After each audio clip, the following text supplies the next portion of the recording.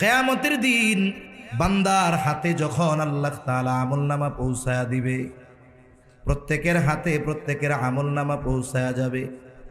আমলনামা যেই ভাষায় হোক না কেন, মানুষ যত গণ্ড মূর্খ হোক না কেন, সকলকে আমলনামা পড়বার যোগ্যতা যিনি দিবেন তিনি কে? সবাই আমরা আমাদের আমলনামা পড়তে পারবো। এইবার বান্দা আমলনামা পড়বে, এক পাশে আমল আর এক পাশে সওয়াব। সে দেখবে আমার গোটা হায়াতের নামাজের সওয়াব এত, রোজার সওয়াব এত, দান সাদকার সওয়াব এত, মানুষকে ভালো আচরণ করেছি মানুষের সাথে তার সওয়াব এত, জিকিরের সওয়াব এত।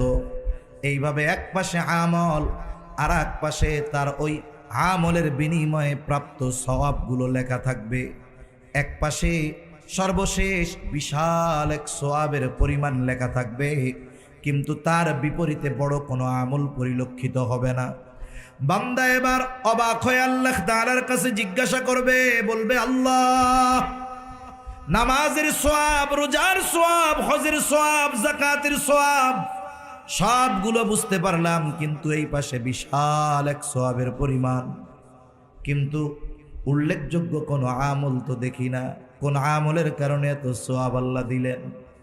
আল্লাহ তাআলা তখন বলবে, বান্দা, তুমি যে দুনিয়ায় আমি আল্লাহর কাছে দোয়া করতে চাইতা, ও বান্দা, তুমি মনে করতা যে তোমার ওই চাওয়া জিনিস আমি তোমারে দেই নাই, এই জন্য হতাশ হইতা, বলতা আরে পাইলাম না। দোয়া মনে হয় আল্লাহ তাআলা কবুল করে না।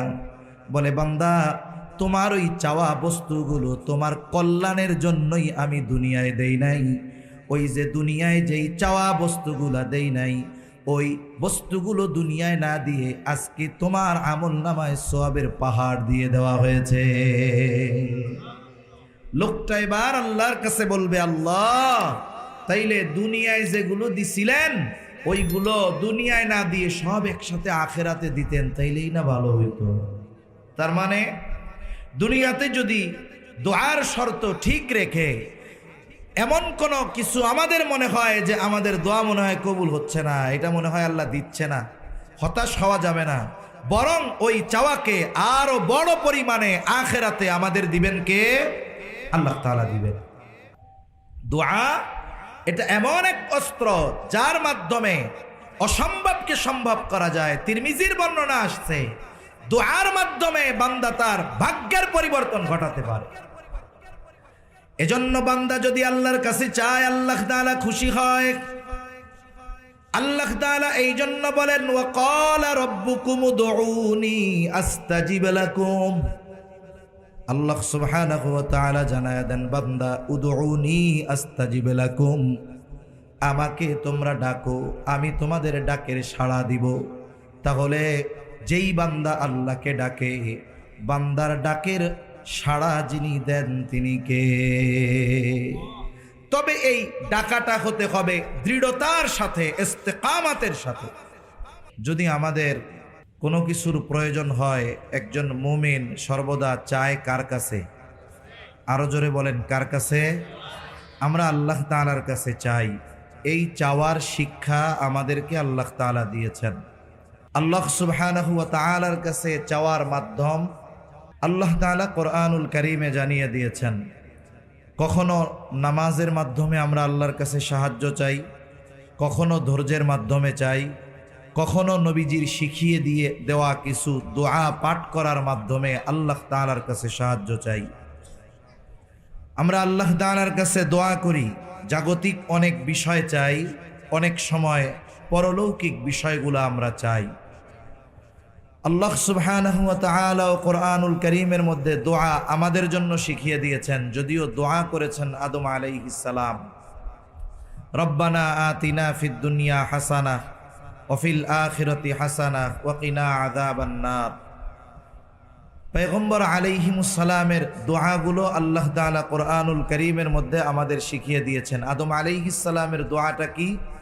রব্বানা যালামনা আনফুসানা ওয়া ইল্লাম তাগফির লানা ওয়া তারহামনা লানাকুনান্না মিনাল খাসিরিন। এভাবে আল্লাহ তাআলার কাছে আমরা দোয়া করি।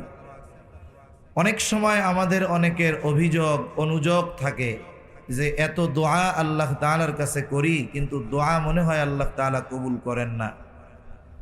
দোয়া কবুল হওয়ার জন্য কিছু শর্ত আছে। কোনো ব্যক্তি, কোনো ইমানদার যদি ওই শর্তগুলো ঠিক রেখে দোয়া করে, তাহলে তার প্রত্যেকটা দোয়া যিনি কবুল করেন তিনি কে? আরো জোরে বলি, কে? আল্লাহ। দোয়া কবুলের 1 নাম্বার শর্ত একনিষ্ঠতার সাথে আল্লাহ তাআলার কাছে দোয়া করা, একাগ্রতার সাথে চাওয়া। এই একনিষ্ঠতা, একাগ্রতার মধ্যে কোনো ফাঁক ফোকর না থাকা, সাথে সাথে এই একাগ্রতা বা একনিষ্ঠতার সাথে সাথে এই বিষয়ের উপরে দৃঢ়তার সাথে বিশ্বাস রাখা যে আমার দোয়া আল্লাহ কবুল করবেই। যে কোনো ইবাদত কবুল হওয়ার জন্য আল্লাহ তাআলা একনিষ্ঠতাকে আবশ্যকীয় করে দিয়েছেন। আর এই দোয়া এমন কিছু হতে পারবে না যেই দোয়া আল্লাহ তাআলার কাছে কবুল হওয়া আমাদের জন্য অসম্ভব, কিন্তু আল্লাহর জন্য কোনো কিছু অসম্ভব নয়। তাহলে 1 নম্বর দোয়া করব একনিষ্ঠতার সাথে, একাগ্রতার সাথে। 2 নম্বর, দোয়া করার ক্ষেত্রে এমন কিছু আল্লাহর কাছে চাইব না যেটা দেওয়ার ক্ষমতা আল্লাহর আছে, কিন্তু এই সময় আল্লাহ তাআলা এটা দিবেন না। এখন কেউ যদি আল্লাহ তাআলার কাছে দোয়া করে, আল্লাহ আপনি তো সকল ক্ষমতার মালিক হলেন, আপনি আমাকে একটু সুলাইমান আলাইহিস সালামের মতো রাজত্ব দেন। বলেন তো, দেওয়ার ক্ষমতা আল্লাহর আছে না নাই?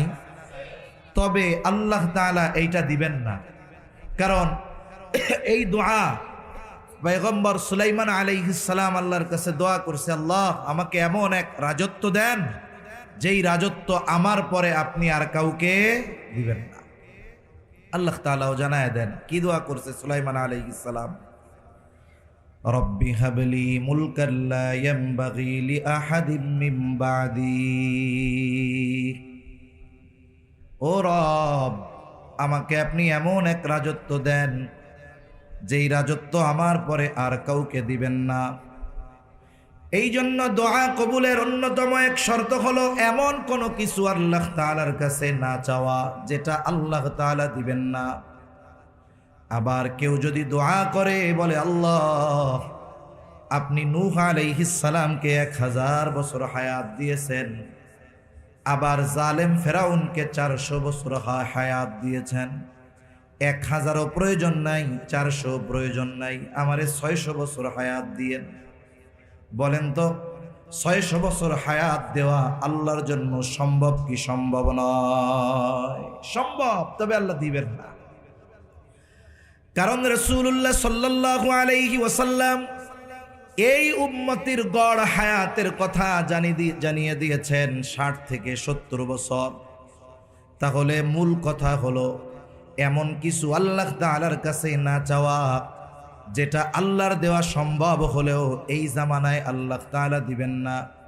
3 নম্বর, দোয়া কবুলের ক্ষেত্রে তাড়াহুড়ো না করা, যে আল্লাহ এক্ষুনি দেন, দিতেই হবে, এইভাবে তাড়াহুড়ো না করা। 4 নম্বর, বলে দোয়া করার সময় এমন আচরণ না করা যে আল্লাহ তাআলা আপনি তাড়াহুড়ো করা যে দোয়াটা এখনই কবুল করেন। 4 নম্বর, হারাম ভক্ষণকারী, যে যার গায়ের পোশাক হারাম, যার উপার্জন হারাম, খাবার হারাম, এগুলো যদি হয় দোয়া কবুল হয় না। এই জন্য খাবার, পোশাক, উপার্জন এগুলো হালাল হওয়া। 5 নম্বর বিষয়ে দোয়া করার সময় আল্লাহ তাআলার কাছে নেক আমলের ওসিলা দিয়ে দোয়া করা। কারণ নেক আমলের ওসিলা দিয়ে দোয়া করলে আল্লাহ রাব্বুল আলামিন দোয়া কবুল করে নেয়। হাদিসের মধ্যে প্রসিদ্ধ একটি ঘটনা আছে। 3 যুবক ভ্রমণের জন্য বের হয়েছে। কিছু দূর যাবার পর এক পাহাড়ের পাশ দিয়ে তারা পথ চলতেছে। হঠাৎ আকাশ মেঘাচ্ছন্ন, ঝড় উঠল, বৃষ্টি শুরু হয়ে গেল। বৃষ্টি থেকে, ঝড় থেকে বাঁচার জন্য তারা পাহাড়ের পাদদেশে একটা গর্তের মধ্যে আশ্রয় নিল। তারা চিন্তা করতেছে বৃষ্টি শেষ হবে, ঝড় শেষ হবে, আমরা বাড়িতে ফিরে যাব। কিন্তু আল্লাহ তাআলা ভিন্ন কিছু চাইলেন। উপর থেকে একটা বড় পাথর গড়িয়ে তাদের গর্তের মুখের উপরে পড়ল। এই বিশাল পাথরটা গর্তে